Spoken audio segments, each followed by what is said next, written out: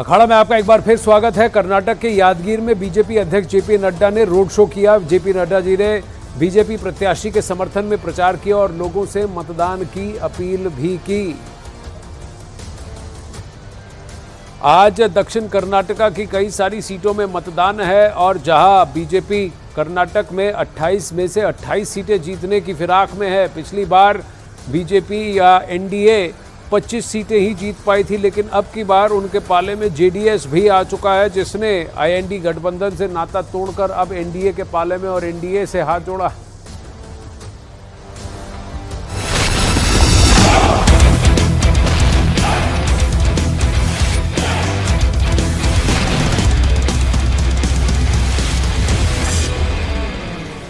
मुझे फ्राइडे इस्तीफा दे देना चाहिए।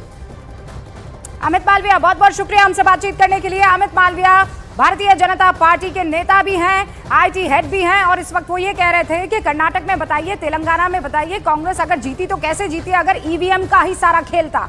एक बार फिर से दर्शकों को बता देना चाहती हूँ न्यूज़ 18 इंडिया के, आप जिस ईवीएम का इस्तेमाल करते हैं अपने जनप्रतिनिधि को चुनने के लिए, जब बटन दबाते हैं तो बगल ही में एक इंस्ट्रूमेंट होता है जहां से एक पर्ची निकलती है, उसे वीवीपैट कहते हैं। उसी वीवीपैट के मिलान को लेकर सुप्रीम कोर्ट में याचिका गई थी। कहा था कि हर एक वीवीपैट का मिलान होना चाहिए जो ईवीएम में डिसीजन कैद हुआ है, यानी ईवीएम क्या कहता है और ये पर्ची क्या कहती है, क्योंकि हो सकता है कि ये दोनों मिसमैच करे। लेकिन कोर्ट ने ये कहा है कि भाई ऐसे तो बड़ी मुश्किल हो जाएगी। 96 करोड़ मतदाता हैं हिंदुस्तान, ये भूलिएगा मत।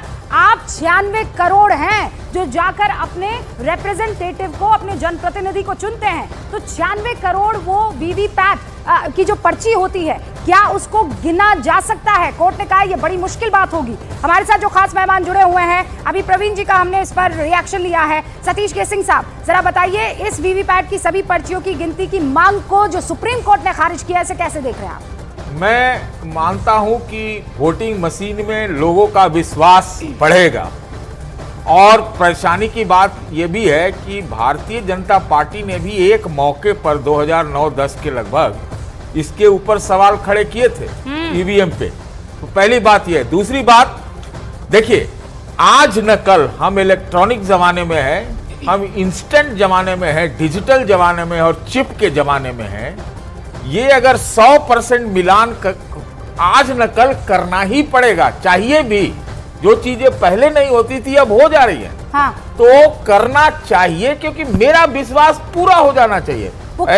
सुनिए मेरी बात, मैं वोटर के रूप में मुझे मालूम होना चाहिए कि जहां हम वोट मारने जा रहे हैं वो एकदम बिल्कुल सुरक्षित है। हाँ, ये जरूर है कि विपक्षी पार्टी, जो भी विपक्षी पार्टी रहती है, वो इस तरह के सवाल खड़े करती है। और मैं तो कतई आपसे उम्मीद नहीं, मैं नहीं कर रहा था कोई उम्मीद कर रहा था कि चुनावों के बीच में जब वोटिंग चल रही है तो कोई इम्प्रैक्टिकल डिसीजन सुप्रीम कोर्ट से आएगा, इसकी मुझे कोई उम्मीद नहीं थी। हाँ, ये जरूर था कि जैसे एक आध दो उन्होंने दिए होंगे चीज जिसकी डिटेलिंग अभी आई नहीं है, वो देखना पड़ेगा। हमारे साथ जुड़ भी गए हैं सतीश जी। नहीं, बैलेट पेपर देखिए, हाथ वाला बैलेट पेपर कोई ऑप्शन तो कभी नहीं था। प्रवीण जी, कैसे हो सकता है? राहुल जी भी यहाँ पर बने हुए हैं। क्रेडिबिलिटी की। ओके